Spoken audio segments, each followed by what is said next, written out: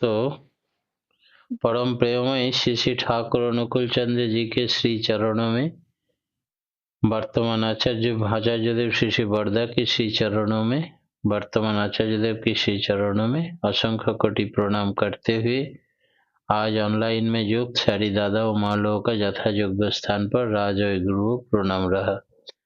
आज परम प्रेममय श्री श्री ठाकुर जी का संबंध में, ठाकुर जी है बहुत बड़ा समुद्र जैसा, इनका कोई कुल किनारा नहीं मिलता है आज तक। फिर भी एक एक जीवन का एक एक प्रकार प्रकाश होता है। ठाकुर जी अपने प्रकाश अपने हैं। तो आज बतलाएंगे एक डॉक्टर बाबू का जीवनी के संबंध में। वो है बिहार के रहने वाले डॉक्टर बच्चा प्रसाद। ठाकुर जी का बाद में सहप्रति ऋतिक हुए थे। उस समय उन्होंने स्कॉटिश चर्च कॉलेज में आईएससी पढ़ते थे। डॉक्टरी पढ़ने का बड़ी इच्छा मन में, लेकिन फिजिक्स का परीक्षा बहुत ही खराब हो गया। पास करेगा कि नहीं, बैक आ जाएगा कि नहीं, यही दुविधा में पड़ा हुआ। इस स्थिति में उनका एक चाचा बोले कि तुम स्कॉटिश चर्च कॉलेज से जब घर लौटते हो तो समस्तीपुर उसका घर है। तो उस समस्तीपुर गांव का एक आदमी ठाकुरबाड़ी में रहता है।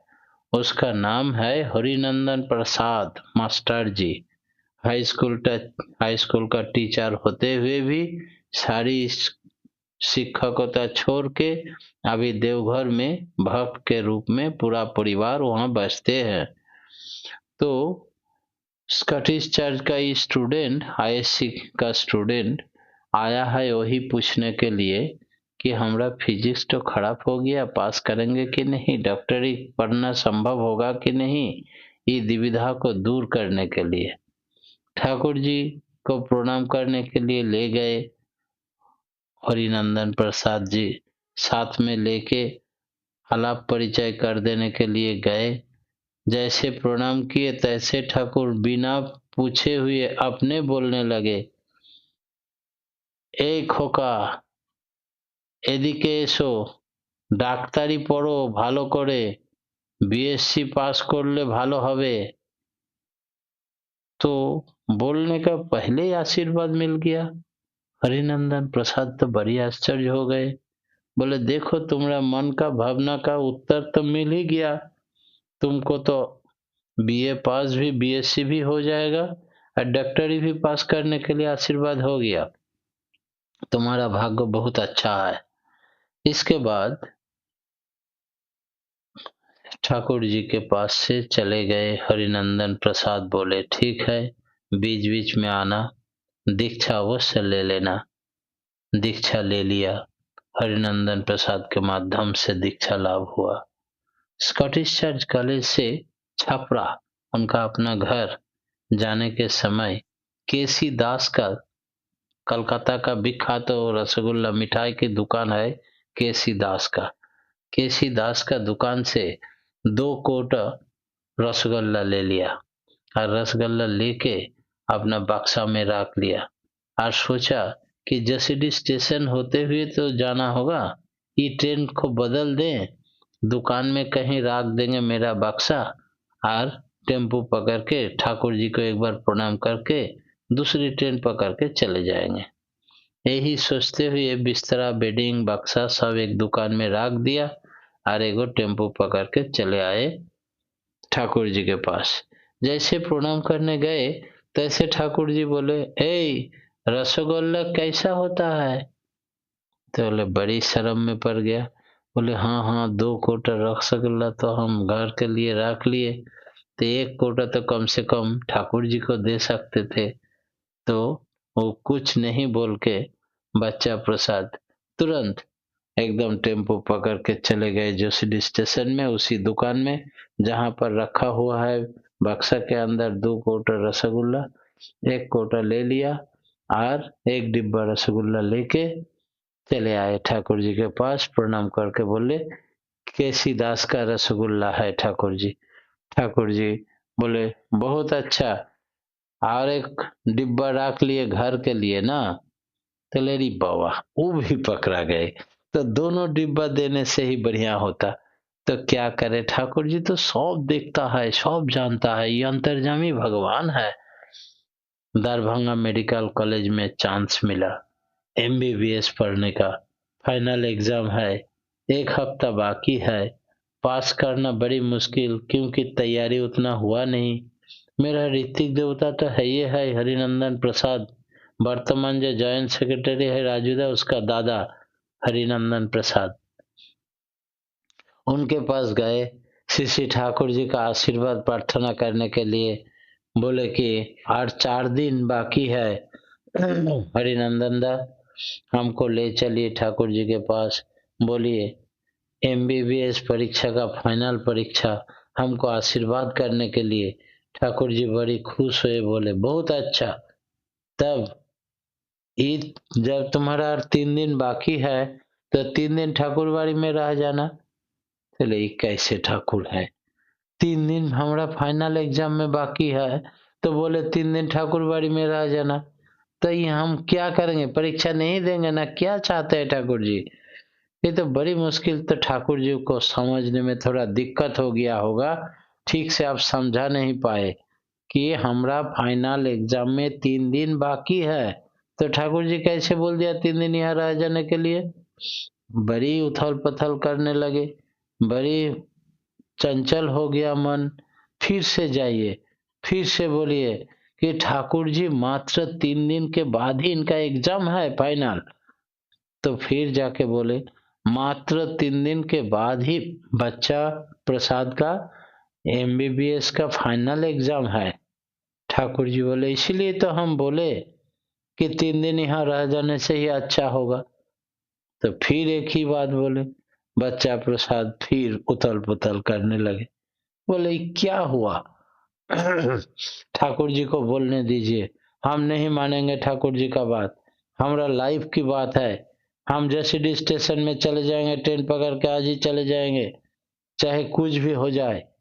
ट्रेन पकड़ने के लिए चले आए रात को, रात 2 बजे ट्रेन है, टिकट भी काट लिया।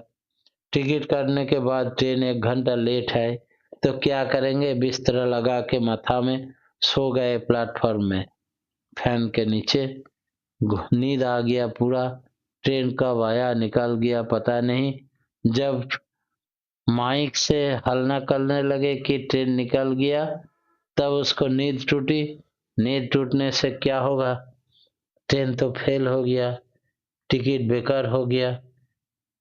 उसके बाद ही खबर आया कि जसीडीह स्टेशन पार होते हुए एक ब्रिज था नदी के ऊपर, उस ब्रिज टूटा हुआ था, ट्रेन गिर गया, बहुतों आदमी का देहांत हो गया, बहुतों है इंज्योर हो गया, बहुतों हॉस्पिटलाइज हुआ।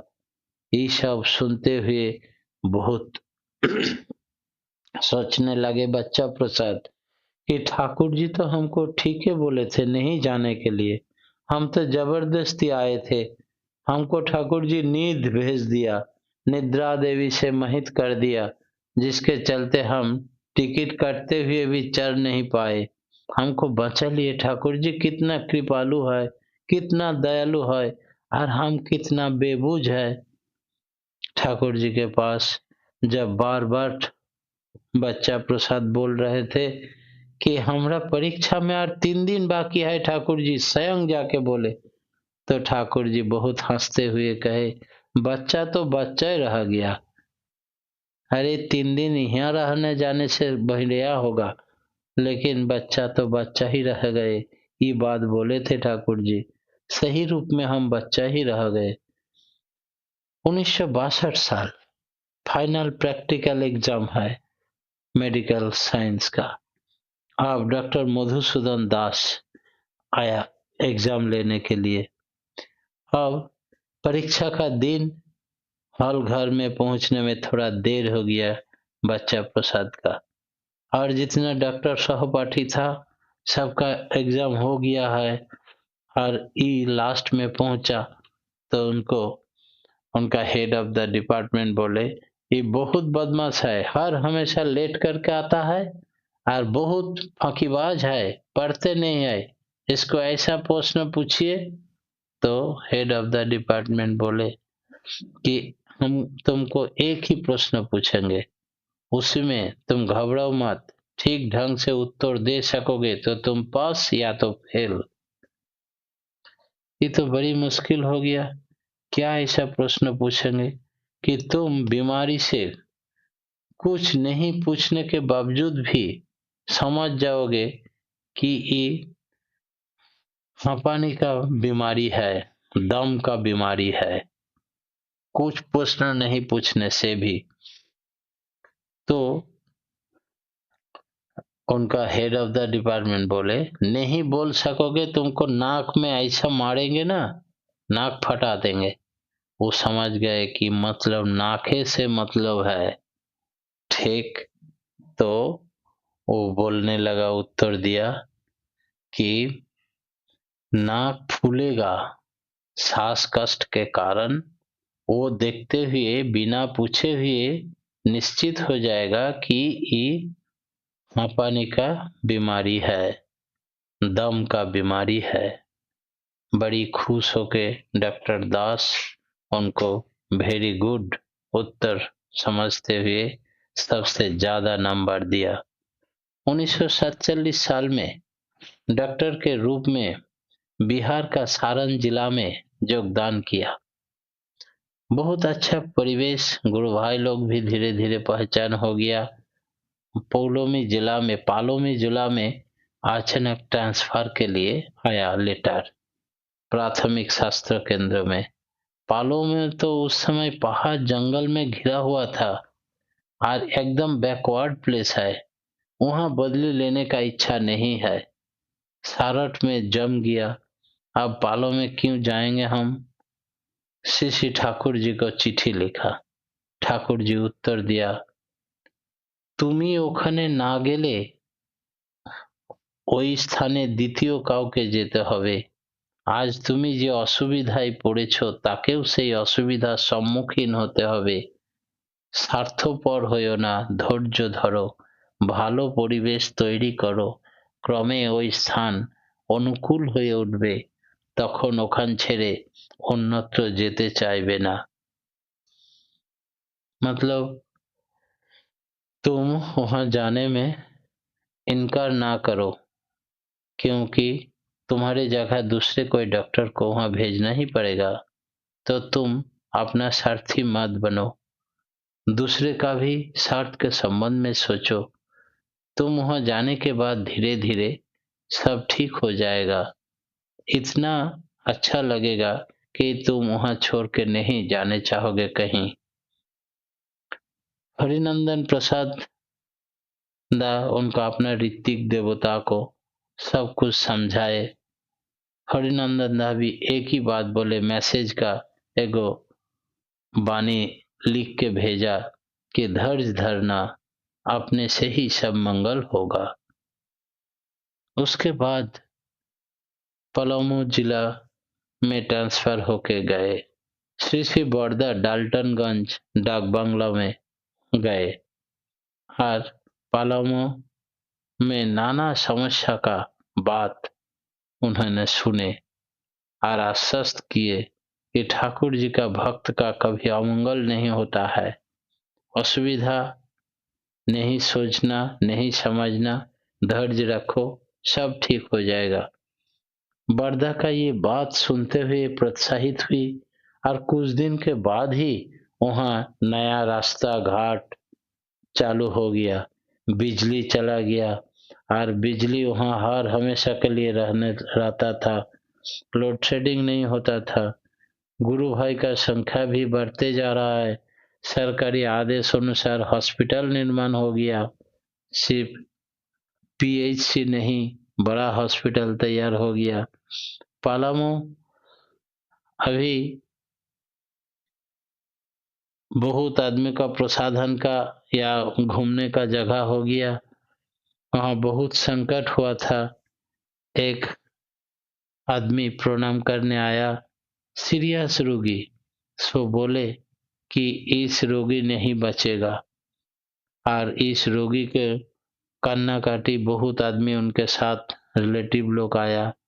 क्या किया जाए, बहुत सोचते हुए उसको फीस नहीं लिए।